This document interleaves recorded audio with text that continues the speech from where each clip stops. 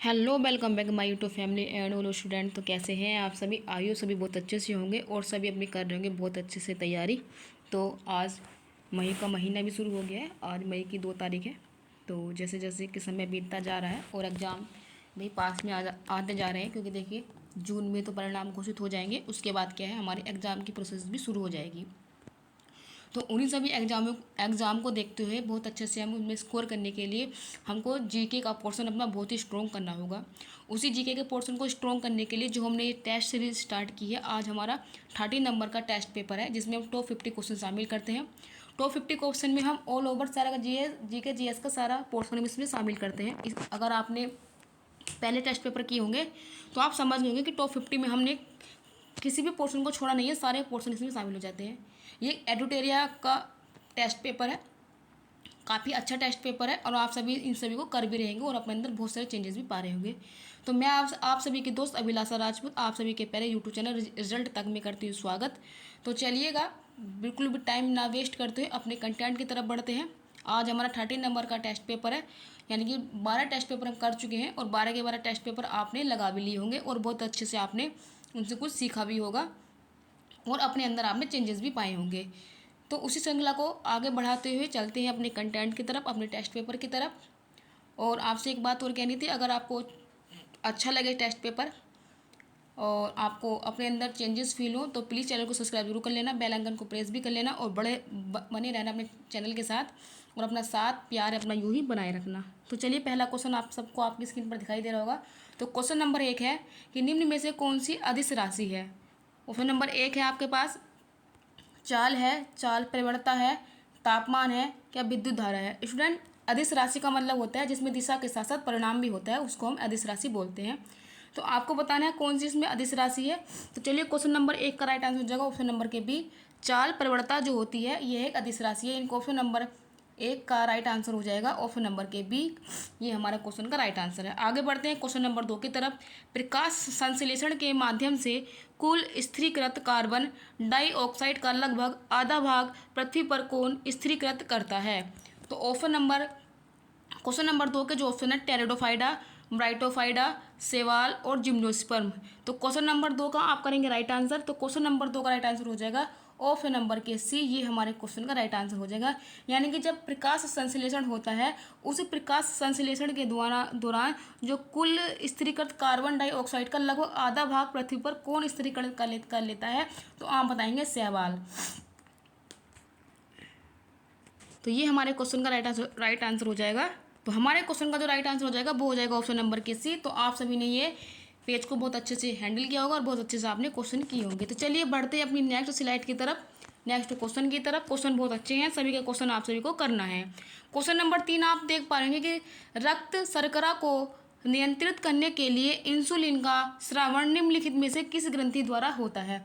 Student, ये question बहुत ही important है, क्योंकि आप देख रहे होंगे कि भारत को हम मधुमेह का घर भी कहते हैं। तो इंसुलिन क्या है, मधुमेह इंसुलिन की जो ये हार्मोन होता है, इसी कमी से क्या है हमको मधुमेह रोग यानी डायबिटीज रोग हो जाता है। तो इंसुलिन का जो स्रावण होता है कौन सी ग्रंथि से होता है, भाई हमसे क्वेश्चन में डिमांड कर रहा है। ऑप्शन है लीवर से होता है, अग्नाशय से होता है, पिट्यूटरी ग्लैंड से होता है, या बताएंगे थाइमस ग्लैंड से होता है। तो इंसुलिन का जो स्रावण होता है वो हमारी अग्नाशय ग्लैंड से होता है, अग्नाशय की बीटा सेल से ये स्रावण होता है। तो ऑप्शन नंबर के भी हमारा क्वेश्चन का राइट आंसर हो जाएगा। अगर स्टूडेंट आपसे पूछता है कि मधुमेह दिवस कब मनाया जाता है, तो आप बताएंगे 14 नवंबर को मधुमेह दिवस मनाया जाता है। तो कभी कभी आपसे मधुमेह दिवस भी पूछ लेता है, तो आप 14 नवंबर उसको याद रखेंगे। चलिए आगे बढ़ते हैं क्वेश्चन नंबर 4 की तरफ। क्वेश्चन नंबर 4 है निम्नलिखित में से कौन सा डीएनए में नहीं पाया जाता है। एडेनिन, थाइमिन, साइटोसिन या यूरेसिल। तो डीएनए में कौन नहीं पाया जाता, तो क्वेश्चन नंबर 4 का करेंगे आप राइट आंसर। तो आप बताएंगे यूरेसिल डीएनए में नहीं पाया जाता। यूरेसिल जो है डीएनए में ना पा करके आरएनए में पाया जाता है। तो क्वेश्चन नंबर डी हो जाएगा हमारा ऑप्शन नंबर के क्वेश्चन नंबर 4 का राइट आंसर ऑप्शन नंबर के डी।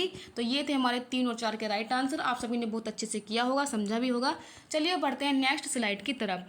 नेक्स्ट स्लाइड पर आपको 5 और 6 क्वेश्चन दिखाई दे रहे होंगे। चलिए क्वेश्चन नंबर 5 रीड करेंगे। निम्न में से किसकी उपस्थिति के कारण मानव रक्त का रंग लाल होता है? कि मानव रक्त का लाल किस रंग के कारण होता है, कि जो मानव का लाल रंग दिखाई देता है वो किस की वजह से दिखाई देता है? तो ऑप्शन नंबर 1 है हीमोग्लोबिन, ऑप्शन नंबर बी है WBC, ऑप्शन नंबर सी है प्लेटलेट्स, या ऑप्शन नंबर डी है सीरम। तो किसके कारण मानव का रक्त का रंग लाल होता है? तो आप बताएंगे ऑप्शन का राइट आंसर बताएंगे। तो 5 का राइट आंसर हो जाएगा ऑप्शन नंबर के, हीमोग्लोबिन के द्वारा क्या है मनुष्य का रक्त लाल दिखाई देता है। इसमें क्या होता है, हीमोग्लोबिन 2 शब्दों से मिलकर बना है, एक तो हो जाएगा हीम और एक हो जाएगा ग्लोबिन, यानी कि इसमें हीम तो एक रंजक होता है जिसको बोल देते हैं डाई, इसको डाई भी बोल देते हैं। अगर आपसे पूछेगा कि रक्त में कौन सा प्रोटीन पाया जाता है तो आप बताएंगे ग्लोबिन इसमें प्रोटीन पाया जाता है। तो आपसे इसमें रक्त भी रंजक भी पूछ सकता है और साथ में इसमें आपसे प्रोटीन भी पूछ सकता है। तो आप दोनों के आंसर यहाँ से क्लियर कर दीजिएगा। ऑप्शन नंबर 5 का जो राइट आंसर हो जाएगा ऑप्शन नंबर के ए। चलिए क्वेश्चन नंबर 6 की तरफ पढ़ते हैं।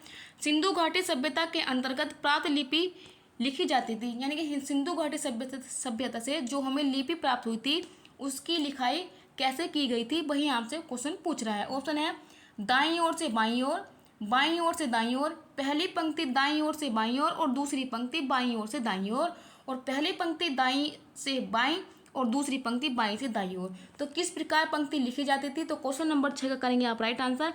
तो आप बताएंगे ऑप्शन नंबर के सी। क्वेश्चन नंबर 6 का राइट आंसर हो जाएगा ऑप्शन नंबर के सी, यानी कि जो पहली पंक्ति होती थी वो राइट से लेफ्ट और दूसरी पंक्ति लेफ्ट से राइट लिखी जाती थी, यानी कि ऑप्शन नंबर के सी राइट आंसर है। मुझे यहाँ तक उम्मीद है कि आप सभी यहाँ तक क्वेश्चन अच्छे से बनाकर लेकर चल रहे होंगे। चलिए क्वेश्चन नंबर 7 और 8 पढ़ेंगे। क्वेश्चन नंबर 7 है कि प्रथम बौद्ध संगीति के अध्यक्ष कौन थे? आप बताएंगे ऑप्शन वसुमित्र, अश्वघोष, महाकश्यप या सभाकामी। तो प्रथम बौद्ध संगीति के जो अध्यक्ष थे बताएंगे आप महाकश्यप थे, यानी कि ऑप्शन नंबर के सी राइट आंसर हो जाएगा। और प्रथम बौद्ध संगीति कहाँ हुई थी? तो आप बताएंगे राजगृह में की गई थी। और ये किसके शासनकाल में हुई थी ये बताएंगे आप कमेंट करके, आप मुझे इसका आंसर बताएंगे, क्योंकि बौद्ध संगीति से हमने जहाँ तक उम्मीद है जितने पिछले टेस्ट पेपर हुए हैं उसमें सारे के सारे क्वेश्चन एक एक करके आ गए हैं। तो वहाँ पर मैंने आपको बताया था कि प्रथम बौद्ध संगीति किसके शासनकाल में की गई थी, ये आप मुझे कमेंट करके बताएंगे। क्वेश्चन नंबर 8 की तरफ बढ़ेंगे कि निम्न में से कौन सा एक प्राकृतिक बंदरगाह नहीं है? मुंबई, कोचीन, चेन्नई या विशाखापट्टनम। तो निम्न में से कौन सा प्राकृतिक बंदरगाह नहीं है? तो क्वेश्चन नंबर 8 का करेंगे आप राइट आंसर। तो आप बताएंगे चेन्नई क्या है, एक प्राकृतिक बंदरगाह नहीं है, ये एक कृत्रिम बंदरगाह है। तो ऑप्शन नंबर के सी, क्वेश्चन नंबर 8 का राइट आंसर हो जाएगा ऑप्शन नंबर के सी। चलिए प्रथम बौद्ध संगीति के आपसे पूछा था तो आपने नहीं बताया, तो मैं बता देती हूँ। ये अजातशत्रु के शासनकाल में की गई थी। अजातशत्रु के शासनकाल में प्रथम बौद्ध संगीति की गई थी। तो आपको भी कमेंट करके बताना है, ऐसी बात नहीं है कि आप कमेंट करके नहीं बताएंगे। जितना अगर कमेंट करेंगे उतना आपको क्वेश्चन को छानबीन करने की आदत पड़ेगी, जिससे आप एक क्वेश्चन के साथ साथ काफ़ी सारे क्वेश्चन भी तैयार कर सकते हैं। क्वेश्चन नंबर 9 है कि घेरों की नीति या सुरक्षा प्रकोष्ठ की नीति का जनक माना जाता है। ऑप्शन है lord Clive, lord Wellesley, lord Warren Hastings या बेनिस स्टार्ट को क्या कहा जाता है? घेरों की नीति का जनक किसे कहा जाता है? ये करेंगे आप कमेंट करके इसका आंसर बताएंगे। तो क्वेश्चन नंबर 9 का स्टूडेंट जो राइट आंसर हो जाएगा वो हो जाएगा ऑप्शन नंबर के सी। ये हमारे क्वेश्चन का राइट आंसर है, यानी कि वारेन हेस्टिंग को सुरक्षा प्रकोष्ठ नीति का जनक माना जाता है। आगे बढ़ेंगे क्वेश्चन नंबर 10 की तरफ। वामपंथी विचारों पर आधारित फॉरवर्ड ब्लॉक की स्थापना कब हुई थी? यानी कि फॉरवर्ड ब्लॉक की स्थापना कब की गई थी? 1937 ईस्वी में, 1938 ईस्वी में, 1939 ईस्वी में या 1941 ईस्वी में। तो क्वेश्चन नंबर 10 का स्टूडेंट जो राइट आंसर हो जाएगा वो हो जाएगा ऑप्शन नंबर के सी। 1939 ईस्वी में फॉरवर्ड ब्लॉक की स्थापना की गई थी। और फॉरवर्ड ब्लॉक की स्थापना किसने की थी? तो आप बताएंगे सुभाष चंद्र बोस, यानी कि BC बोस ने की थी। तो क्वेश्चन नंबर 10 का राइट आंसर हो जाएगा ऑप्शन नंबर के सी। चलिए बढ़ते हैं नेक्स्ट स्लाइड के पर। तो क्वेश्चन नंबर 11 आपको आपके स्क्रीन पर दिखाई दे रहा होगा कि विश्व में मछली उत्पादन की दृष्टि से महत्वपूर्ण ग्रांड बैंक निम्नलिखित में से किस क्षेत्र में स्थित है? स्टूडेंट आपसे क्वेश्चन पूछा है कि विश्व में सबसे ज़्यादा मछली जो उत्पादन की जाती है उसको ग्रैंड बैंक बोलते हैं, वह किस क्षेत्र में आता है, वही आपसे पूछ रहा है। तो ऑप्शन नंबर 1 है अटलांटिक महासागर के उत्तरी पूर्वी क्षेत्र में, अटलांटिक महासागर के उत्तर पश्चिमी क्षेत्र में, प्रशांत महासागर के उत्तर पश्चिमी क्षेत्र में, या प्रशांत महासागर के उत्तर पूर्वी क्षेत्र में। तो क्वेश्चन नंबर 11 का करेंगे आप राइट आंसर, तो आप बताएंगे ऑप्शन नंबर के बी राइट आंसर हो जाएगा। ये हो जाएगा अटलांटिक महासागर के उत्तर पश्चिमी क्षेत्र में।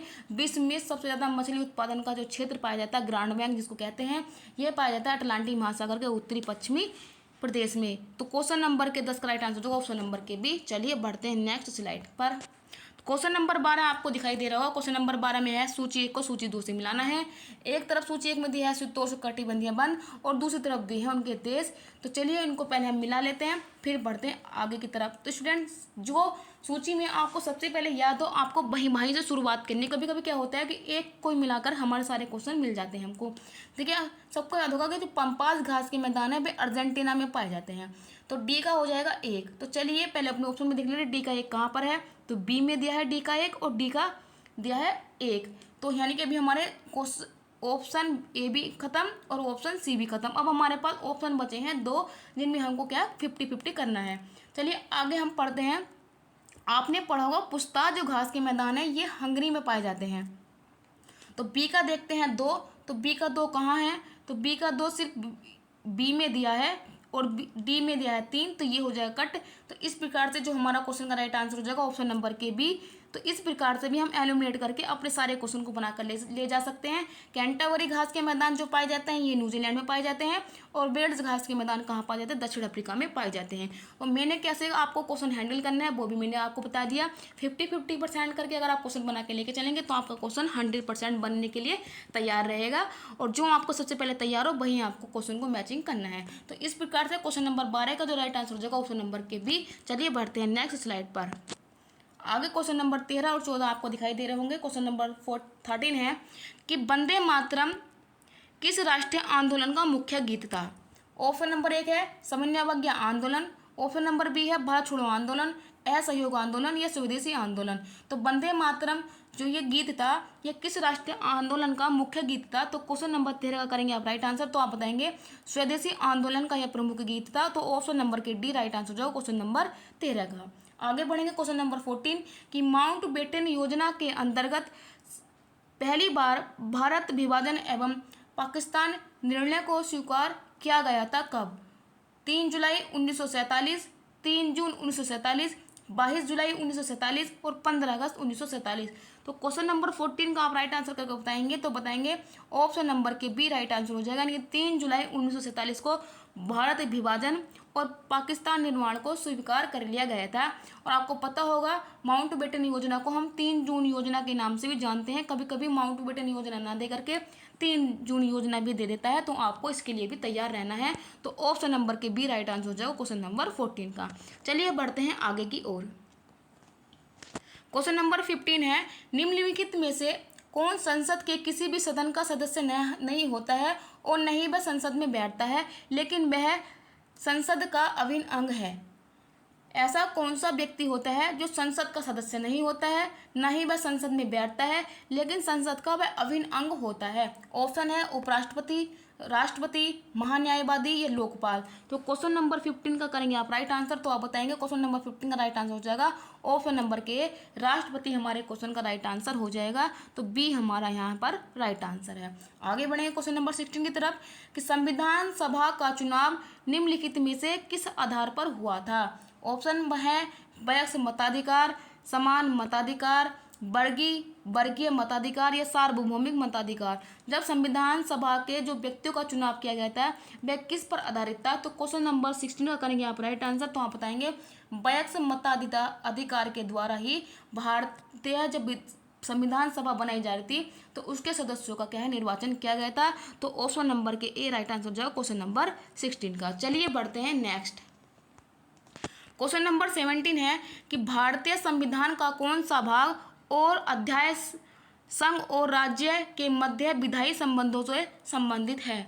तो क्वेश्चन नंबर 17 का करेंगे आप राइट आंसर। ऑप्शन नंबर 1 है भाग 11 अध्याय 2, भाग 12 अध्याय 1, भाग 11 अध्याय 1 और भाग 11 अध्याय 2। तो क्वेश्चन का करेंगे आप 17 का राइट आंसर, तो आप बताएंगे ऑप्शन नंबर के सी राइट आंसर हो जाएगा। यानी कि भाग 11 और अध्याय 1 ये जो होता है संघ और राज्यों के बीच मध्य विधायी संबंधों को संबंधित है। तो ऑप्शन नंबर के सी राइट आंसर हो जाएगा क्वेश्चन नंबर 17 का। चलिए बढ़ते हैं नेक्स्ट स्लाइड पर। क्वेश्चन नंबर 18 आपको दिखाई दे रहा है कि किस संविधान संशोधन के द्वारा मतदान करने की उम्र को 21 वर्ष से घटाकर 18 वर्ष कर दी गई थी। ऑप्शन है 69वां संविधान संशोधन, 61वां संविधान संशोधन, 63वां संविधान संशोधन या 71वां संविधान संशोधन। तो आप मुझे इसका बताएंगे राइट आंसर करके। तो 18 का जो राइट आंसर हो जाएगा स्टूडेंट वो हो जाएगा 61वां संविधान संशोधन के द्वारा हमने क्या किया था, जो उम्र थी मतदान करने की वो हमने 21 से घटाकर कितनी कर दी थी, 18 वर्ष कर दी गई थी। तो हमारे क्वेश्चन का राइट आंसर हो जाएगा ऑप्शन नंबर के बी। चलिए बढ़ते हैं नेक्स्ट क्वेश्चन की तरफ। क्वेश्चन नंबर 19 आपको दिखाई दे रहा है कि नील आंदोलन का जमकर समर्थन करने वाले हिंदू पैट्रियट के संपादक कौन थे। यानी कि जो नील आंदोलन था तो एक हिंदू पैट्रियाटिक एक पत्र था, तो इसके संपादन कौन थे, प्रतिपादन कौन थे। तो आप बताएंगे इसका कमेंट करके राइट आंसर। दीनबंधु मित्र थे, हरीश चंद्र मुखर्जी थे, दिगंबर बिश्वास थे या हेम चंद्राकर थे। तो क्वेश्चन नंबर 19 का स्टूडेंट जो राइट आंसर हो जाएगा वो हो जाएगा ऑप्शन नंबर के B, Harish Chandra Mukherjee question number 19 का राइट आंसर हो जाएगा। चलिए बढ़ते हैं नेक्स्ट स्लाइड के ऊपर। नेक्स्ट स्लाइड पर आपको क्वेश्चन दिखाई दे रहे हैं 20 और 21। तो 20 क्वेश्चन को पहले राइट करेंगे।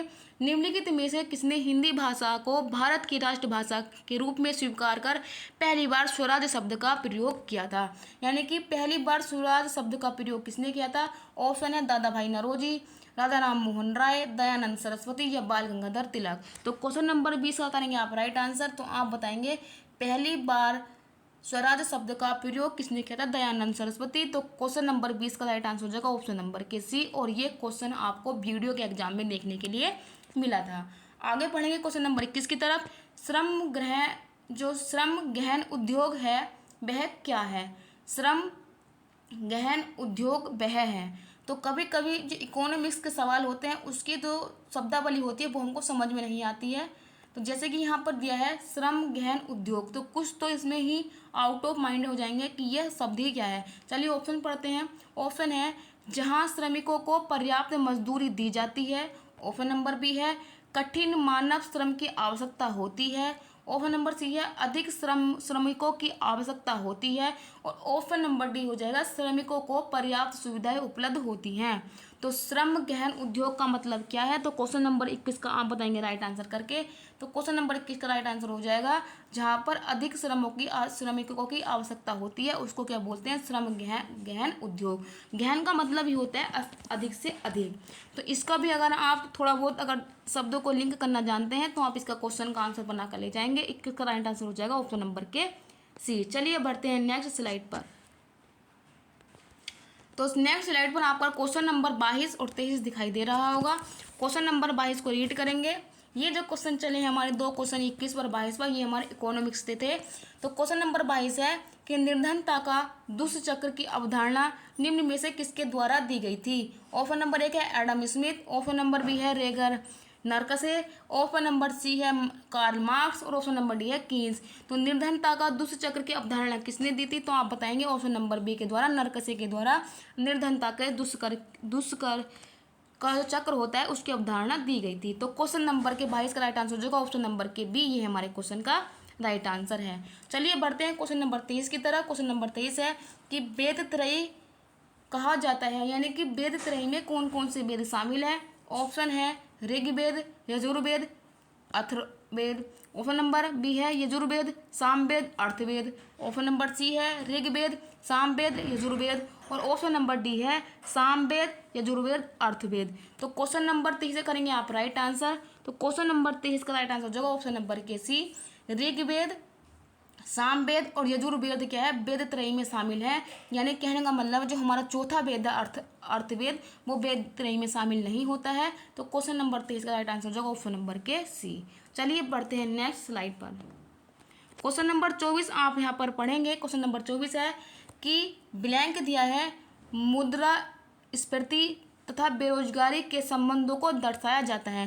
यानी किसके द्वारा हम जो मुद्रास्फीति होती है और बेरोजगारी के संबंध को कौन दर्शाता है?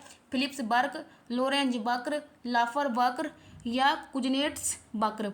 तो क्वेश्चन नंबर 24 का करेंगे आप राइट आंसर। तो आप बताएंगे फिलिप्स वर्ग के द्वारा हम मुद्रास्फीति और बेरोजगारी के संबंध को दर्शाते हैं। अगर आपसे पूछेगा कि लोरेंज वक्र से हम क्या दर्शाते हैं, तो आय की जो असमानता होती है उसके द्वारा हम लोरेंज वक्र को दर्शाया जाता है। तो क्वेश्चन नंबर 24 का राइट आंसर हो जाएगा ऑप्शन नंबर के ए। चलिए बढ़ते हैं नेक्स्ट स्लाइड पर। आगे क्वेश्चन है, बुग्याल और प्यार घास के मैदान किस प्रदेश में पाए जाते हैं? ऑप्शन नंबर 1 है उत्तराखंड, जम्मू कश्मीर, असम और हिमाचल प्रदेश। तो क्वेश्चन नंबर 25 का जो राइट आंसर हो जाएगा वो हो जाएगा, ये हो जाएगा ऑप्शन नंबर के ए उत्तराखंड। बुग्याल और प्यार घास के मैदान उत्तराखंड देहरादून में पाए जाते हैं। और जम्मू कश्मीर में जो है आपको पता होगा यहाँ पर गुलमर्ग घास के मैदान पाए जाते हैं, इसलिए क्या है जम्मू कश्मीर में गुलमर्ग बहुत ज़्यादा से फेमस है। तो क्वेश्चन नंबर 25 का जो राइट आंसर हो जाएगा वो हो जाएगा ऑप्शन नंबर के ए। चलिए बढ़ते हैं नेक्स्ट। क्वेश्चन नंबर 26, 27, 28 आपको आपकी स्क्रीन पर दिखाई दे रहे होंगे। क्वेश्चन नंबर 26 पढ़ेंगे, जलवायु परिवर्तन का क्या कारण है? ऑप्शन नंबर 1 है ग्रीन हाउस गैस। आप बताएंगे ग्रीन हाउस गैस है, ओजोन परत का क्षरण है या प्रदूषण है या इनमें से सभी। यानी कि जो जलवायु परिवर्तन का कारण क्या हो सकता है, आप बताएंगे क्वेश्चन नंबर 26 का राइट आंसर करके। तो क्वेश्चन नंबर 26 का स्टूडेंट जो राइट आंसर हो जाएगा वो हो जाएगा ऑप्शन नंबर के टी। यानी कि इन सभी के द्वारा जलवायु परिवर्तन पर इफेक्ट पड़ता है। ग्रीन हाउस गैस से भी पड़ता है, ओजोन परत का क्षरण होता है उससे भी पड़ता है, और प्रदूषण से भी जलवायु परिवर्तन पर इफेक्ट पड़ता है। तो ऑप्शन नंबर डी हमारे क्वेश्चन का राइट आंसर हो जाएगा। आगे क्वेश्चन नंबर 27 पढ़ेंगे, निम्नलिखित में से कौन सा प्रत्यक्ष कर है? यानी कि ऐसा कौन सा कर है जो हम डायरेक्ट पे करते हैं? एक दिया है व्यक्तिगत कर, निगम कर, सीमा शुल्क और सेवा कर। कूट दिया है 1 और 4 सही, 1 और 2 सही, 1, 3, 4 सही, 1, 2, 3, 4 सही। तो 27 का आप करेंगे राइट आंसर। तो ऑप्शन नंबर के बी राइट आंसर हो जाएगा। यानी कि व्यक्तिगत कर और निगम कर क्या है, ये डायरेक्ट टैक्स होते हैं। तो 27 का राइट आंसर हो जाएगा ऑप्शन नंबर के बी। आगे बढ़ेंगे क्वेश्चन नंबर 28 पर। पारिस्थितिकी तंत्र जो शब्द है ये किसने दिया था? टांसले ने दिया था, हेकल ने दिया था या एडवर्ड स्वेस ने दिया था या लिंडमान ने दिया था? तो पारिस्थितिकी जो शब्द था ये किसने दिया था? ये दिया था अर्नेस्ट हेकल ने। तो ऑप्शन नंबर के बी राइट आंसर हो जाएगा क्वेश्चन नंबर 28 का। आई होप आप सभी ने ये सारे क्वेश्चन बहुत अच्छे से किए होंगे। कुछ क्वेश्चन में आपको डाउट होगा, कुछ उस क्वेश्चन आपने बना लिए होंगे। चलिए बढ़ते हैं क्वेश्चन नंबर 29 की तरफ। क्वेश्चन नंबर 29 है कि निम्नलिखित में से किस एक में ध्वनि की चाल सबसे अधिक होती है? 0 डिग्री सेंटीग्रेड पर वायु में, क्या 100 डिग्री पर वायु में, या जल में, या लकड़ी में? तो वायु की चाल सबसे अधिक कहाँ पर होती है? तो क्वेश्चन नंबर 29 का करेंगे आप राइट आंसर। तो आप मुझे इसका राइट आंसर बताएंगे। इन सभी में से सबसे अधिक लकड़ी जो चाल हो जाएगी वो हो जाएगी लकड़ी में। तो क्वेश्चन नंबर 29 का जो राइट आंसर के हो जाएगा ऑप्शन नंबर के डी, ये हमारे क्वेश्चन का राइट आंसर है। आगे बढ़ेंगे 30 पर। विद्युत चुंबकीय तरंगे होती है अनुदैर्घ्य तरंगे, प्रत्यास्थ तरंगे, अनुप्रस्थ तरंगे या इनमें से कोई नहीं। जो इलेक्ट्रोमैग्नेटिक तरंगे होती हैं वो कैसी होती हैं? तो क्वेश्चन नंबर 30 का करेंगे आप राइट आंसर। आप बताएंगे ये अनुप्रस्थ तरंगे होती हैं। और इलेक्ट्रोमैग्नेटिक तरंगे जितनी भी होती है इनको चलने के लिए क्या है, माध्यम की आवश्यकता होती है। तो क्वेश्चन नंबर 30 का राइट आंसर हो जाएगा ऑप्शन नंबर के सी। चलिए बढ़ते हैं नेक्स्ट स्लाइड की तरफ। क्वेश्चन नंबर 31 आपको आपकी स्क्रीन पर दिखाई दे रहा होगा। निम्नलिखित में से वनस्पति पादप जगत का सबसे बड़ा समूह कौन सा है? थैलिडोफाइडा है, ब्राइटोफाइडा है, या टेरिडोफाइटा है, या आर्थ्रोपोडा है? तो वनस्पति जगत का सबसे बड़ा समूह कौन सा है? तो क्वेश्चन नंबर 31 का करेंगे आप राइट आंसर। तो आप बताएंगे थैलिडोफाइडा जो होता है ये वनस्पति जगत का सबसे बड़ा क्या है, समूह होता है। अगर आप जंतु जगत का पूछता तब आप इसका आंसर आर्थ्रोपोडा बताते, लेकिन क्वेश्चन के अकॉर्डिंग हमारे क्वेश्चन का जो राइट आंसर हो जाएगा ऑप्शन नंबर के ए हो जाएगा। आगे बढ़ेंगे क्वेश्चन नंबर 32 की तरफ। ऊर्जा का पिरामिड कैसा होता है? हमेशा सीधा होता है, हमेशा उल्टा होता है, कभी सीधा कभी उल्टा, या इनमें से कोई नहीं? तो ऊर्जा का पिरामिड हमेशा सीधा होता है। तो क्वेश्चन नंबर 32 का जो राइट आंसर हो जाएगा ऑप्शन नंबर के ए। चलिए बढ़ते हैं नेक्स्ट। क्वेश्चन नंबर 33 आपको दिखाई दे रहा होगा। क्वेश्चन नंबर 33 है कि निम्नलिखित क्रांतियों में से कौन सी सही सुमेलित नहीं है। ऑप्शन नंबर ए खाद्यान्न क्रांति का संबंध हरित क्रांति से है। दुग्ध उत्पादन का संबंध श्वेत क्रांति से है। उद्यान का संबंध सुनहरी क्रांति से है और कुक्कुट पालन का संबंध भूरी क्रांति से है। तो कौन सी क्रांति सही सुमेलित नहीं दी है। तो क्वेश्चन नंबर 33 से करेंगे आप राइट आंसर। जो कुक्कुट क्रांति है उसका क्रांति भूरी क्रांति से नहीं है। ऑप्शन नंबर के डी राइट आंसर हो जाएगा। क्वेश्चन नंबर 34 है कि वर्ष 2011 की जनगणना के अनुसार सर्वाधिक लिंगानुपात वाले राज्यों को घटते हुए क्रम में लिखना है। तो ऑप्शन है केरल, आंध्र प्रदेश, तमिलनाडु। केरल, तमिलनाडु, आंध्र प्रदेश, तमिलनाडु, केरल या उपरोक्त में से कोई नहीं। लिंगानुपात के घटते क्रम में लिखना है, यानी सबसे पहले बड़ा, फिर उससे छोटा, फिर सबसे छोटा। तो क्वेश्चन नंबर 34 करेंगे आप राइट आंसर। तो आप बताएंगे केरल के बाद तमिलनाडु, तमिलनाडु के बाद आंध्र प्रदेश। ऑप्शन नंबर के बी हमारे क्वेश्चन का राइट आंसर हो जाएगा। चलिए बढ़ते हैं नेक्स्ट स्लाइड पर। नेक्स्ट स्लाइड पर आप क्वेश्चन देख पा रहे हैं क्वेश्चन नंबर 35 कि निम्नलिखित में से कौन सा सुमेलित है। तो देखिए एक तरफ दी हैं परियोजनाएं, दूसरी तरफ दी हैं नदियां। तो चलिए हम इनको मिलाते हैं और अधिकतर क्वेश्चन हमको मिलाने वाले मिल रहे हैं। मिलाने वाले क्वेश्चन से हमको ये फ़ायदा होता है कि अगर हमको एक दो भी याद होता है तो हमारे क्वेश्चन सही होने के चांसेस बढ़ जाते हैं। तो चलिए पहले मिलाएंगे। तो क्वेश्चन नंबर 35 को आप भी पढ़ेंगे और करने की कोशिश करेंगे। तो देखते हैं तिलैया जो परियोजना है ये बराकर नदी पर है। तो देखेंगे पहले का दो कहाँ कहाँ पर मैच हो रहा है। तो ऑप्शन नंबर ए में नहीं है, ये भी कट हो गया। ऑप्शन नंबर बी में भी नहीं है, ये भी कट हो गया। बी में, सी में भी दिया है, डी में भी दिया है।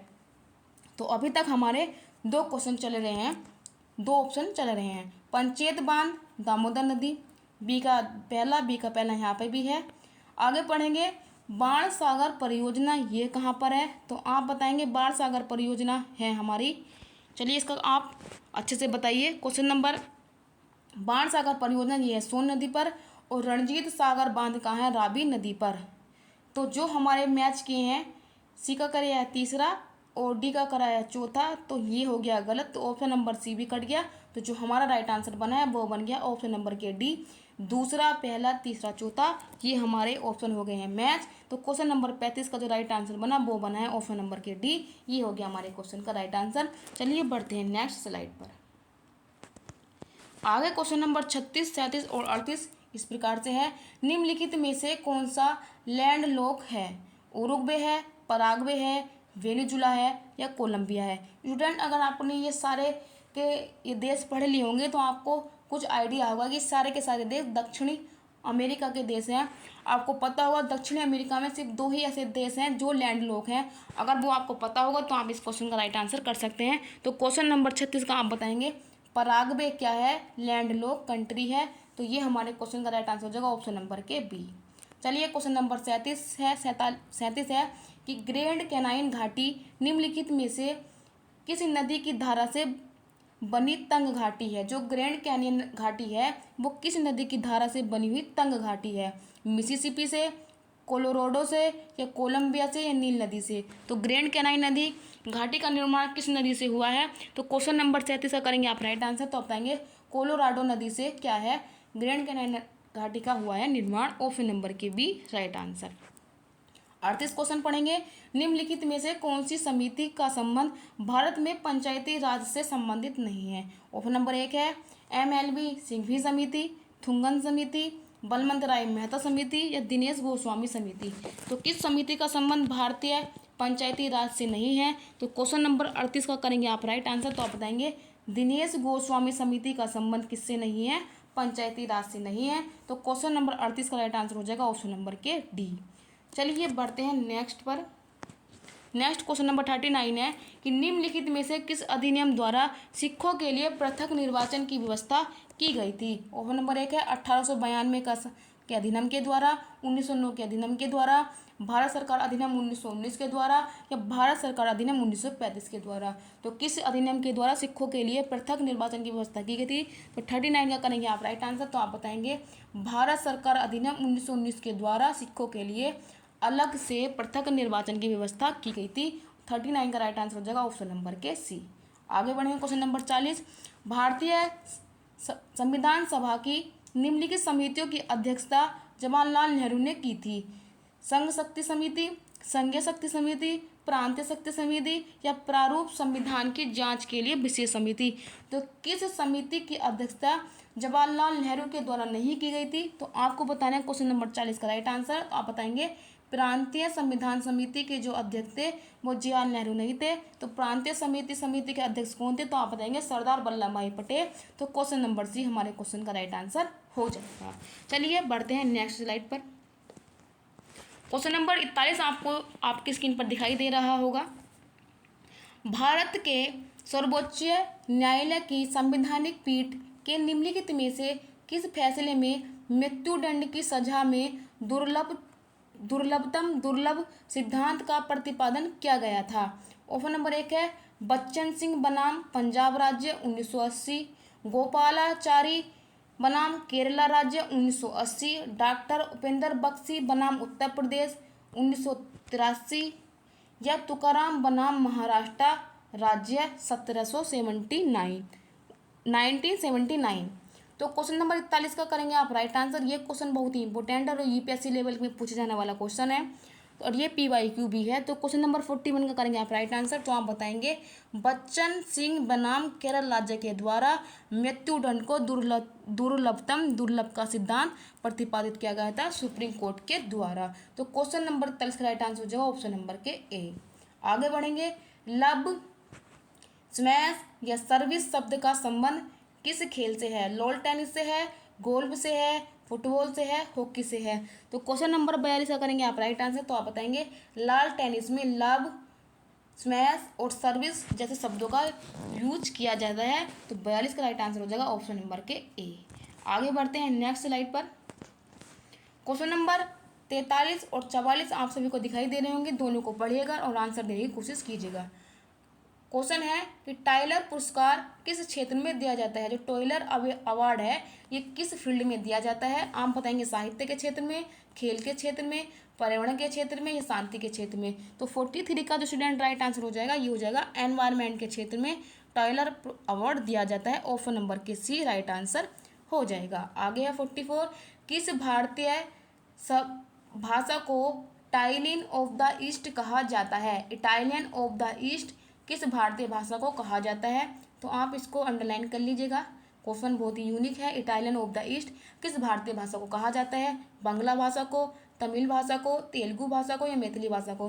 तो क्वेश्चन नंबर 44 का आप करेंगे राइट आंसर। तो आप बताएंगे जो तेलुगु भाषा है इसको हम इटालियन ऑफ द ईस्ट भी कहते हैं। लेकिन 44 का जो राइट आंसर हो जाएगा ऑप्शन नंबर के सी, ये हमारे क्वेश्चन का राइट आंसर है। तो आई होप आप सभी ने बहुत सारे क्वेश्चन बनाए होंगे, कुछ क्वेश्चन आपको नए भी मिले होंगे। तो यहाँ पर ये क्वेश्चन हो गया रिपीट। तो क्वेश्चन नंबर 44 का जो राइट आंसर है तेलुगु भाषा को इटालियन ऑफ द ईस्ट कहा जाता है। आगे क्वेश्चन नंबर 45 है कि सारनाथ के धम्मेक स्तूप का निर्माण किस काल में हुआ था? मौर्य काल में, शुंग काल में, कुषाण काल में या गुप्त काल में? तो सारनाथ के धम्मेक स्तूप का निर्माण हुआ था किस काल में? क्वेश्चन नंबर 45 का करेंगे आप राइट आंसर। तो आप बताएंगे मौर्य काल में किया गया था कि ऑप्शन नंबर के ए हमारे क्वेश्चन का राइट आंसर हो जाएगा। चलिए बढ़ते हैं नेक्स्ट पर। नेक्स्ट को रफ कर देती हूँ। क्वेश्चन नंबर 46 है चंद्रगुप्त की बंगाल विजय पर किस अभिलेख से संबंधित है?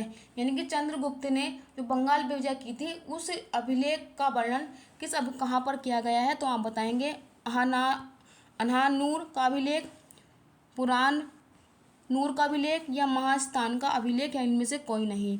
तो चंद्रगुप्त की बंगाल विजय का वर्णन किस अभिलेख पर किया गया है? तो क्वेश्चन नंबर 46 का बताएंगे महास्थान जो अभिलेख था इस पर चंद्रगुप्त की बंगाल विजय का वर्णन किया गया है। तो ऑप्शन नंबर के सी 46 का राइट आंसर हो जाएगा। 47 है कि चोल एक तमिल राजवंश था जिसका राजकीय चिन्ह क्या था? धनुष था, बाघ था, मछली था या नाव थी? तो चोल वंश का राजकीय चिन्ह क्या था? तो 47 का आप करेंगे राइट आंसर। तो आप बताएंगे चोल वंश का जो राजकीय चिन्ह था वो था बाघ यानी कि टाइगर। ऑप्शन नंबर की बी राइट आंसर हो जाएगा। चलिए बढ़ते हैं नेक्स्ट स्लाइड पर। क्वेश्चन नंबर 48 है कि एलोरा की गुफा है इसका संबंध किस धर्म से है? तो क्वेश्चन नंबर 48 का आप बताएंगे राइट आंसर बौद्ध धर्म, जैन धर्म, हिंदू धर्म।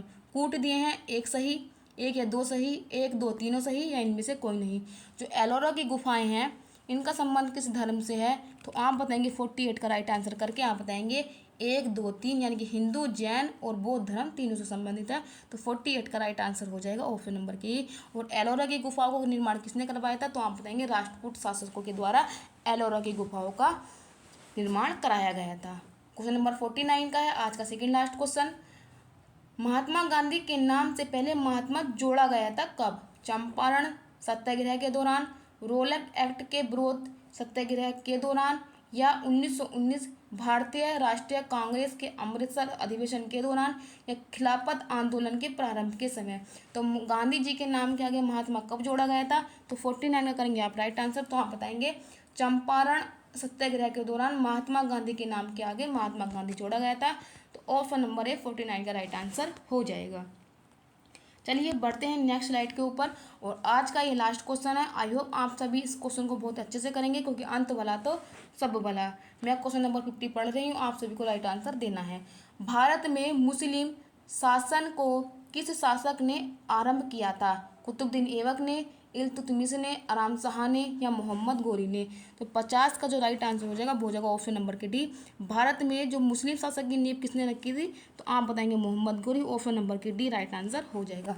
तो ये थे आज के हमारे 50 क्वेश्चन। आई होप आप सभी ने 50 क्वेश्चन में से 45 क्वेश्चन तो राइट किए होंगे। अगर आप 40 या 35 के बीच में क्वेश्चन बना रहे हैं तो आप काफ़ी अच्छी श्रेणी में हैं, लेकिन आपको 45 तक लेकर चलना है, तभी आपको बेस्ट स्कोर माना जाएगा। तो इसी प्रकार से हम यहाँ पर आज जो हमारे सेट तैयार हो गया है, ये हमने 13 क्वेश्चन यानी 13 के टेस्ट कर लिए हैं कंप्लीट। 12 टेस्ट आप कर चुके होंगे। 2 तारीख में आपको 10 बजे ये टेस्ट पेपर मिल जाएगा। और मुझे यहाँ तक भी यकीन है कि आप 10 बजे इस टेस्ट के लिए काफ़ी उत्सुक रहते होंगे। तो ये टेस्ट मिलेगा आपको 2 तारीख में। तो मैं आप सभी की दोस्त अभिलाषा राजपूत आप सभी से ये मतलब एक्सेप्ट करती हूँ कि आप सभी को ये टेस्ट अच्छा भी लग रहा होगा, सीरीज काफ़ी पसंद भी आ रही होगी, और आप सभी को लग रहा होगा कि हमको पीडीएफ नहीं मिल रही है। तो पीडीएफ मैंने अपने जो हमारा डिस्क्रिप्शन बॉक्स है चैनल का, मैंने वहाँ पर उसका लिंक क्या है पिन कर दिया। तो आप वहाँ पर जा कर के ज्वाइन कर लीजिए। जैसे ही वहाँ पर 50+ बच्चे होते हैं तो मैं वहाँ पर आपको पीडीएफ देना भी शुरू कर दूँगी। तो बहुत सारे बच्चे कह रहे थे कि मैडम पीडीएफ कहाँ मिलेगी, तो पीडीएफ आपको टेलीग्राम चैनल पर मिलने वाली है। तो चलिए मिलते हैं आपसे अगली क्लास में इसी जोश इसी जुनून के साथ। मैं आप सभी की दोस्त अभिलाषा राजपूत आपसे लेती हूँ विदा। रिजल्ट तक चैनल पर जुड़ने के लिए आपका बहुत बहुत धन्यवाद।